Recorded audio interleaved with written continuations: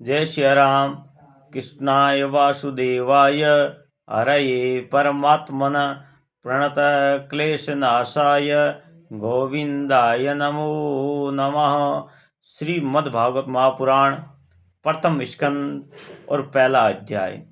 सूत जी के द्वारा शौनकादि ऋषियों को 6 प्रश्नों के बारे में बात करेंगे।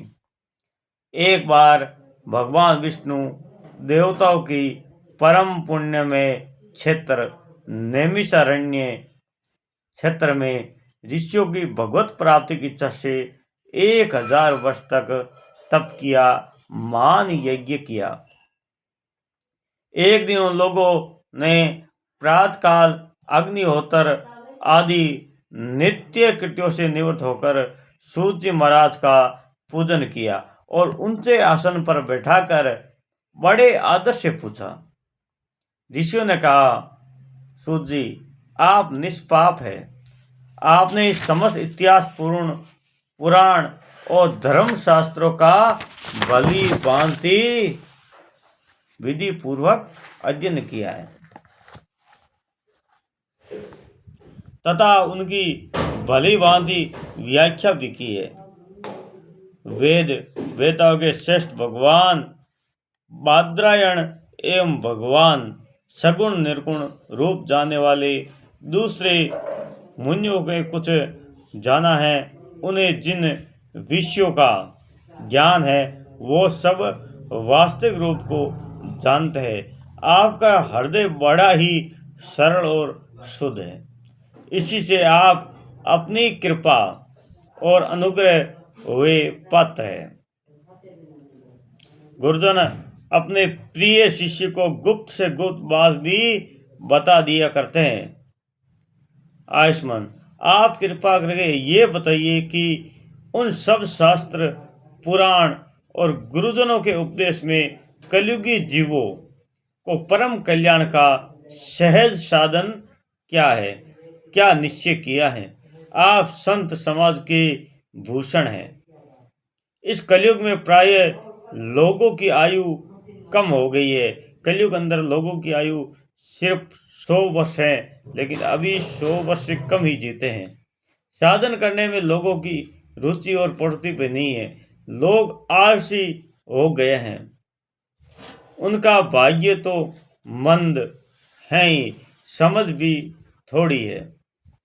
इसके साथ ही वो नाना प्रकार के विघ्न बाधाओं से भी घिरे हुए हैं। शास्त्र भी बहुत से हैं, परंतु उसमें से निश्चित साधन का नहीं, अनेक प्रकार के कर्मों का वर्णन है।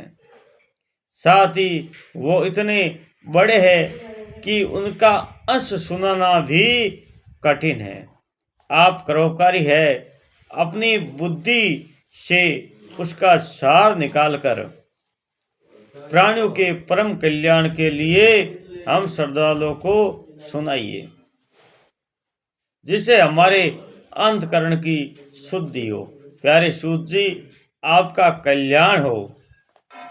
आप तो जानते हैं कि यदु विश्व के रक्षक भक्त वत्सल भगवान श्री कृष्ण वासुदेव धर्म पत्नी देवकी के गर्भ से क्या करने की इच्छा से अवतरित हुए थे, हम उसे सुनना चाहते हैं। आप कृपा करके हमारे लिए उसका वर्णन कीजिए, क्योंकि भगवान का अवतार जीवों के कल्याण के लिए और उनकी भगवत प्रेममयी समृद्धि के लिए होता है।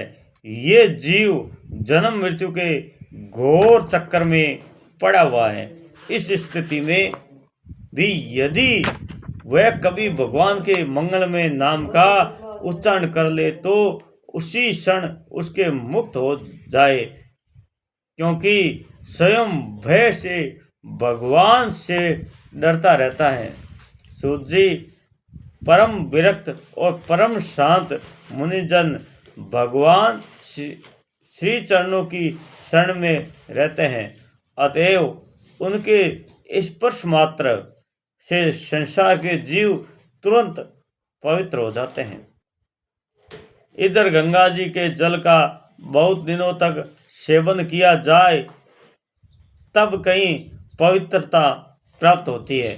ऐसे पुण्यात्मा भक्त जिसकी लीलाओं का गान करते हैं उन भगवान का कली मलहारी पवित्र यश भला आत्म शुद्धि की इच्छा वाला ऐसा कौन सा मनुष्य होगा जो शरण न करेगा। भगवान की लीलाओं को सब शरण करना चाहते हैं। ये लीलाई अवतार धारण करते हैं। नारद आदि महात्माओं के उद्धार कर्मों का गान किया है। हम श्रद्धालुओं के प्रति आप उनका वर्णन कीजिए। बुद्धिमान सूत जी सर्व समर्थ प्रभु अपनी योग माया से सवसद लीला करते हैं।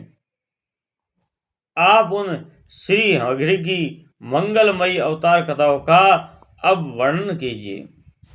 पुण्यकृति भगवान की लीला सुनने में हमें भी तृप्ति प्राप्त होती है, क्योंकि रस में श्रोताएं पद पद पर भगवान की लीलाओं के नए नए रस का अनुभव होता है। भगवान श्री कृष्ण अपने को छिपाए हुए हैं, लोगों के सामने ऐसी चेष्टा करते हैं मानो कोई मनुष्य हो, परंतु उन्होंने बलराम जी के साथ ऐसी लीलाएं भी की है, ऐसा पराक्रम भी प्रकट किया है जो मनुष्य नहीं कर सकते। कलयुग को आया जानकर इस वैष्णव क्षेत्र में हम दीर्घ काल सत्र का संकल्प करके बैठे हैं। श्री हरि की इच्छा कथा सुनने के लिए हमें अवकाश प्राप्त है। यह कलयुग अंतकरण की पवित्रता और शक्ति का नाश करने वाला, इससे पार पाना कठिन है। जैसे समुद्र से पार जाने वालों को कर्णधार मिल जाए, उसी प्रकार इससे पार पाने की इच्छा रखने वाले हम लोगों को ब्रह्मा ने आपको मिलाया है।